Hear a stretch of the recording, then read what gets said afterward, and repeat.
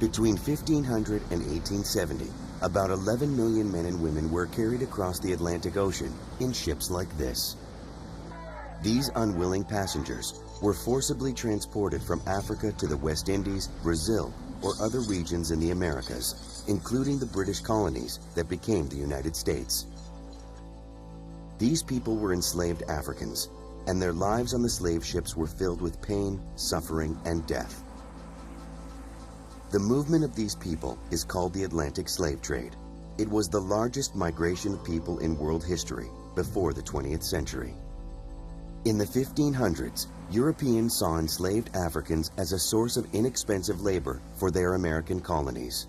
European planters established plantations or large farms in the Americas to grow tobacco, sugar, and other valuable crops.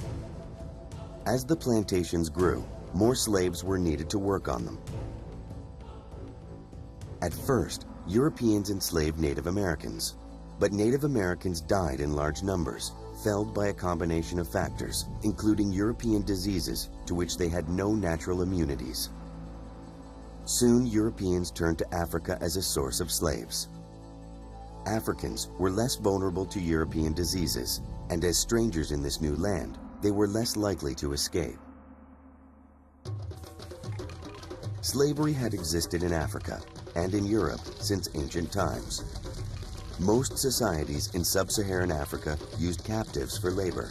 Some African kings and merchants captured people from other groups and sold them as slaves to European traders and Arab merchants. Europeans fitted themselves into existing trading patterns along the African coast, and then gradually, as the slave trade became more important, came to dominate the slave trade as a whole.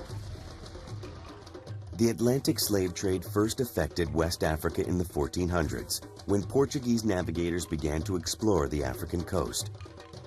Eventually, the Portuguese, British, Dutch, French, and Spanish were all involved in the trade. However, it was England's mastery of the sea that led to its domination of the slave trade, which spread across West Africa over time.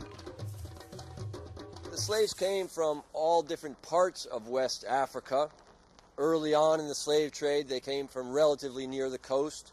Later, they would be marched sometimes for 2 or 3 months from inland. These unfortunate people became part of the triangular trade between Europe, Africa, and the Americas. The triangular trade is a phrase that's used to emphasize the link between Africa, the tropical Americas, and Europe, hence the triangle. Goods, commodities are shipped from Europe to West Africa to buy slaves. Slaves are taken to the Americas to grow sugar. Those crops are then shipped to Europe, where they're manufactured for re-export to Africa to buy slaves. Ships loaded with cloth, rum, and firearms left Europe for Africa. At points along the coast, Europeans met with sellers and struck deals exchanging these goods for enslaved Africans. Most of the Africans taken as slaves were adult men. Women were valued in Africa as agricultural workers and for childbearing. Children were not desirable as slaves because it cost as much to transport them as it did adults, but traders could not sell them at as high a price. The Europeans treated the enslaved Africans like cargo. They were locked inside cells for weeks until they were forced to march to ships that would take them across the ocean. The trip across the Atlantic was called the Middle Passage. For the enslaved, this was a horrific journey. Life on a slave ship was a nightmare. The Middle Passage could take from 25 to 90 days. At night, slaves were kept below deck in extremely confined conditions. They had far less space than prisoners transported on the same ships. The mortality was high. 15–20% was not uncommon for people to die on these passages. The traders saw it as simple economics. They crammed as many Africans into the ship as possible and sold those who survived for the largest possible profit. The British slave ship Brooks broke all the records for the most slaves transported in one voyage when it carried 609 Africans stuffed into a ship meant to hold 300. Men were kept shackled at all times. Even crew members were shocked by the conditions in the slave holds. Alexander Falconbridge, a ship surgeon, commented, "When I had to enter the slave deck, I was forced to crawl over the slaves. The Negroes are frequently packed so close together that they have not so much room as a man in his coffin.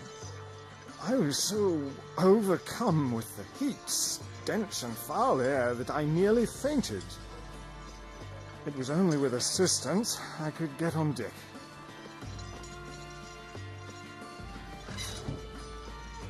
Slaves shackled together below decks often had no more than about 24 inches, with very little room and often lying in their own filth because of the way that they were shackled together.